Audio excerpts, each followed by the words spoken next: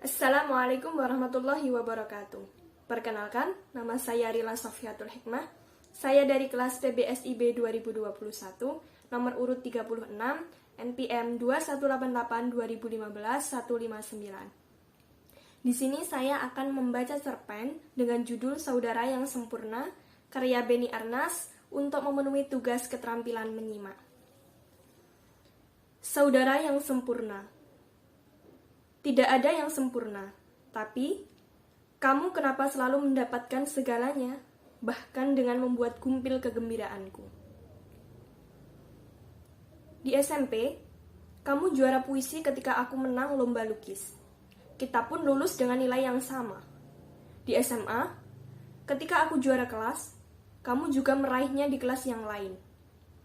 Sekelas di kelas 3, aku berhasil menggesermu ke peringkat kedua.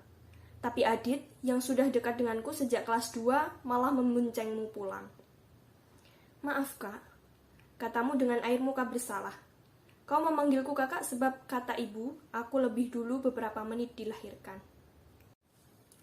Aku sudah menolak, tapi Adit juga mau belajar sama Sensei Bata.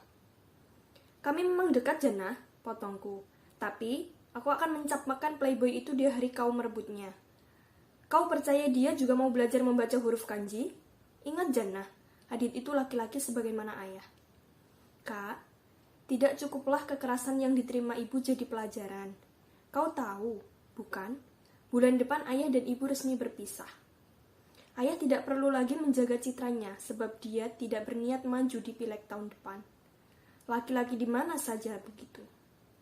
Sungguh, sikapmu yang soal lugu membuatku muak. Hingga aku akhirnya bermanuver. Kau kan, ibu pasti syok dan kecewa. Tapi resiko harus kuambil untuk mengalahkanmu. Ya, kau lalu ikut ibu yang hanya seorang tukang jahit dan aku mengekor ayah yang fokus mengembangkan perusahaannya di Jakarta. Sejak itu, aku merasa tatapanmu selalu meneriakiku orang munafik. Setahun kemudian aku mengirim kabar kelulusan di Meiji University. Tak sia-sia ayah membiayaiku kursus intensif bahasa Jepang di Kemang. Aku belum siap, kataku ketika kau memberitahu ibu ingin bicara. Ya, aku merasa sangat bersalah kepada ibu. Aku ikut bangga, kak, katamu berusaha mencairkan suasana. Kau menceritakan kuliahmu di sebuah kampus swasta di Lubuk Linggau. Tentu saja aku menang banyak, meski kekalahan tak terdengar dalam nada bicaramu. Suatu hari, kau mengadu tentang ayah yang tak pernah mengirimkan uang bulanan sebagaimana kesepakatan pasca perceraian. Ayah berkeming ketika aku menyampaikannya. Aku tak mau mendesaknya. Ia sudah mau membiayai kuliahku saja. Sudah lebih dari cukup.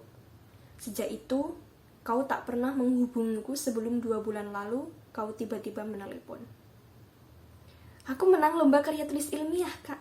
Katamu bersemangat.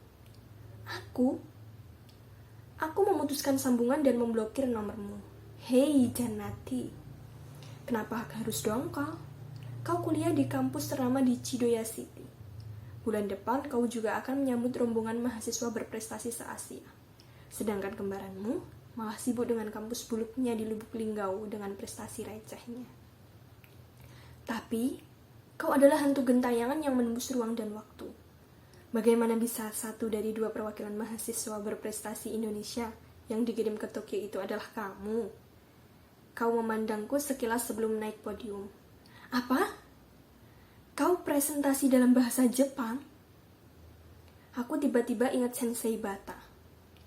Aku tak pernah menyangka kau mengejarku sejauh ini. Kamu jahat sekali, Jannah. Ketika tepuk tangan bergemuruh dan orang-orang mengerubungimu, aku meninggalkan tempat acara dan kembali ke hotel yang disewa kampus untuk panitia. Seusai makan malam, kau menemuiku di kamar. Kau pasti merasakan betapa berat aku membalas pelukanmu. Di balkon kamar, kau memuji kulitku yang putih dan menebak aku menggunakan kosmetik produk Jepang yang kau di Indonesia harganya selangit. Oh iya, ibu sudah mulai sakit-sakitan, kak. Kau cepat sekali lompat materi. Kentara sekali pujian tadi adalah basa-basi. Di Indonesia sekarang baru pukul 10. Mungkin ibu belum tidur. Aku bisa meneleponnya kalau kakak mau bicara. Ibu menanyakan kakak terus. Aku menggeleng. Aku masih belum siap. Aku melepas pandang ke gudang-gudang tinggi kota Tokyo di kejauhan yang menyerupai himpunan menara berhinggap kunang-kunang. Kak, bunyi bel pintu menyelamatkanku. Pesanan makanan datang. Aku tahu kamu tidak suka masakan Jepang. Tapi onigiri di Yasuke Hotel adalah yang terbaik di Chidoya. Kamu meski coba, Jana, seruku begitu pelayan meninggalkan kami. Kau masih sempurna. Tidak pernah membantah dan selalu mempercayaiku. Kau bersemangat sekali melahap compokan nasi berbumbu khusus itu. Lezat sekali, katamu antusias. Ayo, kakak makan juga. Kau mengambil sebongkah onigiri dan menyorongkannya ke mulutku. Bayangan masa kecil menyerang-nyerangku. Bermain cengkleng di bawah kanopi ketapang yang rindang di pekarangan. Keriuhan membantu ibu masak dan membersihkan rumah tiap hari dan sore. Berebutan meraih oleh-oleh di tangan ayah saban ia pulang dari luar kota. Dan tentu saja keseruan kita menghabiskan bekal dari kotak makan siang yang sama. Oh, kakak menangis. Aku menggeleng dengan mulut penuh nasi. Mungkin kelilipan. Aku menyeka mata yang hangat. Angin mulai kencang. Ayo kita masuk. Dadaku sebak. Aku benci persaingan ini. Di dalam, kau bercerita tentang seorang duda yang ingin melamarmu. Aku mempertimbangkannya karena ia berjanji akan mengobati ibu sampai sembuh. Suaramu mulai parau. Dia ayahnya Adit. Anggota dewan seperti ayah dulu. Tangismu pecah. Aku menarikmu ke dadaku. Memelukmu lagi sebagai adik setelah sekian lama. Aku tak berkata-kata. Apa-apa. Aku berusaha tegar, tapi mataku basah juga.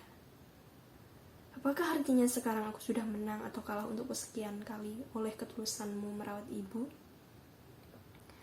5 tahun setelah pertemuan itu, kita tak pernah bertukar kabar. Sejak mempergoki ayah membawa perempuan ke apartemen di liburan semester akhir di Jakarta, aku pikir sudah saatnya kami berpisah. Aku terbang ke Tokyo dengan menguras tabungan dan menyelesaikan S2 di kampus yang sama. Mengandalkan beasiswa dan upah mencuci piring di kedai ramen yang tak seberapa. Kini, aku sudah memperoleh yang kumau. Pendidikan yang tinggi dan karir yang bagus, sehingga bisa mengirimi ibu uang tiap bulan lewat rekening. Meskipun tak seberapa, aku menolak kalah telak darimu. Beberapa teman kantor yang tak mampu melepaskan diri sebagai pribumi yang pernah dijajah menyarankanku mencari pendamping setiap kali aku mengeluh. Menjadi manajer regional di penerbit terkemuka ternyata tak melimpahiku dengan ilmu dan kegembiraan, tetapi tekanan dan kegusaran. Hari-hariku hanya tentang rutinitas kantor, jadwal konsultasi dokter yang tak menentu, obat tidur dengan dosis yang selalu bertambah, dan tangis tengah malam tanpa alasan yang jelas. Dasar inlander. Menikah tentu bukan solusi. Di tengah kekacauan ini, kau dan ibu hadir dalam mimpiku suatu malam. Aroma pekarangan ini masih sama, meski pohon ketapang itu sudah ditemani sawo dan jambu biji yang tak kalah rimbun. Kau yang sedang membereskan makanan di atas meja di muka pintu. Langsung mengalap tanganmu dengan ujung daster lalu memeluk erat. Kok enggak bilang-bilang kalau mau pulang, Kak? Saking harunya suaramu bergetar. Di kamarnya, wajah perempuan 60 tahun itu pucat. Suara cemprengnya memanggil kedua putri kecilnya untuk mendekat mendengarkan andai-andai di tempatnya. Terbaring, saat ini mengusal-usal ingatan dan memorak-porandakan keakuanku. Stroke membuatnya hanya bisa bicara lewat mata. Aku cium punggung tangannya, lalu memeluk tubuhnya yang ringkih dengan penyesalan yang mengiris-ngiris ulu hati. Di wajahnya, aku menangkap keletihan yang kehilangan garis tepi. 1, 2, 5 detik kemudian, matanya berkedip dan air hangat jatuh berbulir-bulir. Aku menangis meraung-raung dan mencium pipinya yang basah bertubi-tubi. Alangkah hebatnya dirimu, Dik. Punya suami seorang anggota dewan yang sangat pengertian, sehingga kau leluasa merawat ibu. Kataku begitu ibu terlelap setelah aku menyuapinya 3 sendok bubur buatanmu. Pasti ia sudah habis uang banyak untuk mengabuti ibu, meskipun tampaknya kondisi ibu belum banyak perkembangan. Kau mengamit tanganku dan menatap dalam. Aku ingin bilang jangan ikut-ikutan menangis. Tapi kata-katamu berikutnya membuatku tahu kalau kau lebih berhak melinangkan air mata. Laki-laki itu tak pernah mengobati ibu, Kak. Bahkan, dialah yang menyebabkan ibu seperti ini. 2 kali ibu pingsan karena menjadi saksi bagaimana tangannya melayangkan kursi yang hancur berkeping-keping di punggungku. Oh, selain menjadi guru honorer di beberapa sekolah, aku berjualan nasi gemuk untuk menambah penghasilan. Kakak tidak lihat meja daganganmu di depan tadi? Aku adalah kaca yang baru saja dibanting begitu mengetahui kenyataan itu. Aku justru iri kepadamu, Kak. Aku tak menangkap kepura-puraan di mata sayumu. Kakak begitu mandiri di bawah didikan ayah yang keras. Kakak mendapatkan semuanya. Sekolah dan karir bagus sehingga bisa mengirimi kami uang bulanan. Kakak juga bisa memilih untuk tidak menikah. Kalau tidak mengingatmu di luar sana, aku tidak punya alasan untuk bertahan. Pipi kami sudah terasa lengket oleh air asin yang sedari tadi menghangatkan duka yang makin condong. Aku sudah janda, Kak. Katamu dengan suara yang ditegar-tegarkan. Untuk kesekalian kalinya. Aku tumbang. Dan kalah lagi. Itu tadi pembacaan cerpen dari saya dengan judul Saudara yang Sempurna. Apabila ada salah kata, mohon maaf yang sebesar-besarnya. Akhiran, wallahul muwaffiq ila aqwamit thoriq. Wassalamualaikum warahmatullahi wabarakatuh. Dadah.